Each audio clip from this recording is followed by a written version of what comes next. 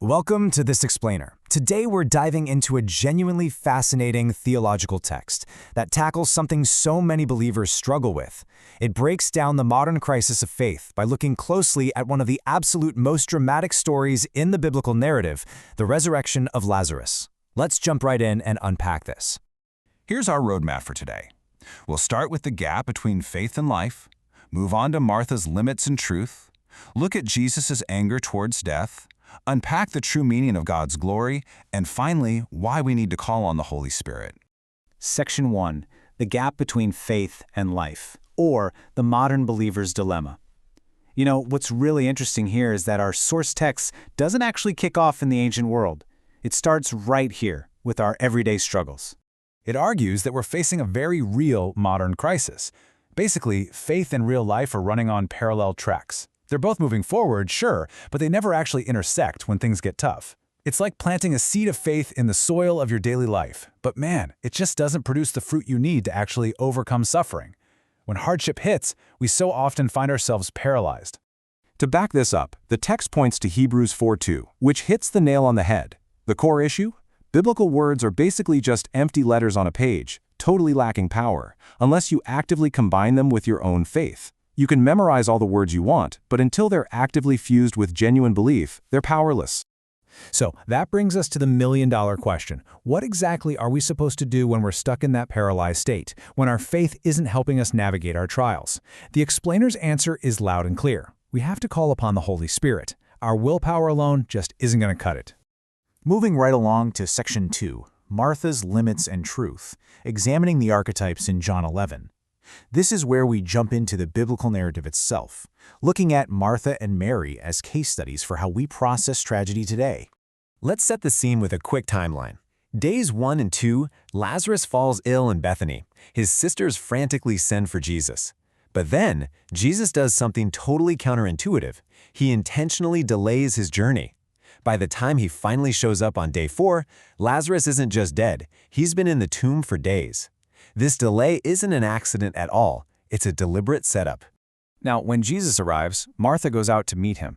She says, "I know he will rise again in the resurrection at the last day." And the text points out a really common trap here.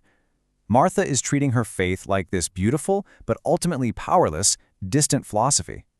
But Jesus, he flips the script completely. He doesn't say he will bring the resurrection, he declares, "I am the resurrection."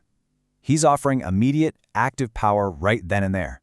And that brings us to our core scriptural anchor. I am the resurrection and the life. The interpretation here is absolutely crucial. Jesus isn't just talking about being a ticket to the afterlife. He is the very source of abundant life right now. He's offering a power meant to overcome the death-like circumstances of our everyday reality. Okay, Section 3, Jesus' anger towards death. Responses to tragedy. We're going to look at the raw emotional reactions surrounding the tomb here, because tragedy always provokes a response. The source draws a really stark contrast here. Mary's response is just this raw, surrendered grief. She literally falls at Jesus' feet. Then, it compares that to how we often pray today. So many modern prayers are just one-sided monologues. It's kind of like a nervous student sitting all alone in a room, mechanically taking a test. Mary wasn't taking a test. She brought her shattered heart straight to the source. So how does Jesus react to Mary's raw grief? Jesus wept. It's famously the shortest verse in the Bible, but the analysis here goes deep. It argues these tears weren't just simple pity. They actually represent a visceral, bitter anger directed right at the reality of death itself and how sin steals human life. And here is where it gets really interesting how the crowd reacts. Because, as the text notes, tragedy always forces a choice. The faithful people in the crowd saw Jesus weeping and instantly recognized his divine compassion. But the cynical folks, they just complained. They said, could he not have kept this man from dying? Tragedy either draws us into God's heart, or it turns us into cynics who just blame him. Moving into Section 4, the true meaning of God's glory, unpacking the theology. Let's break down exactly what Jesus meant right before he opened the tomb. Picture the intense human tension here. Jesus tells them to roll the stone away, and Martha, being super practical, warns him about the smell. I mean, it's been 4 days. It's this ultimate statement of hopelessness. But Jesus cuts right through that despair, asking, "Did I not tell you that if you believe, you will see the glory of God?" But what does God's glory actually mean in this context? Well, drawing from John chapter 1, the sermon defines it not as some blinding, shiny light, but as a state completely full of grace and truth. It's representing this deeply intimate love between the Father and the Son, which then gets extended outward as a saving action to humanity, just like a parent saving their own kid. And that brings us to section 5. Why call the Holy Spirit the solution for the modern believer? This takes us full circle back to that dilemma we started with. Jesus shouts, "Lazarus, come out!" and the dead man literally walks out. But the speaker makes a profound point here. Lazarus and his sisters didn't just get a physical revival or an extended lifespan. What they truly experienced was God's deeply personal love directly answering their tears.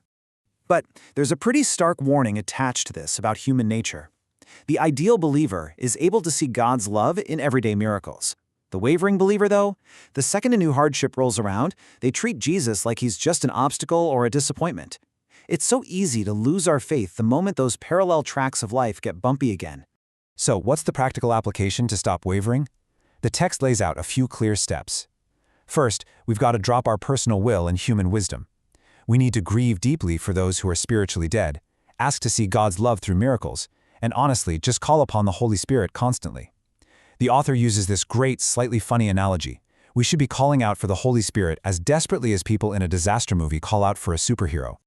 Ultimately, all of this rich, heavy theology gets grounded in a super personal plea. The source wraps up with this really passionate prayer. Holy Spirit, help me. Let me live by faith so that Jesus' abundant life flows through me. Is this beautiful acknowledgement that without the Holy Spirit acting as the bridge, our faith and our life are just going to stay stuck on those disconnected parallel tracks. And that leaves us with a pretty profound question to chew on today. We've seen Martha's limiting logic, Mary's total surrender, the crowd's cynicism, and Jesus' life-giving power. So if your faith feels powerless against life's hardships right now, whose voice are you really calling out for? Are you just relying on your own monologue? Or are you desperately calling for the Holy Spirit to bring God's love into your life? Thanks so much for joining me for this explainer. Keep learning, keep questioning, and I'll catch you in the next one.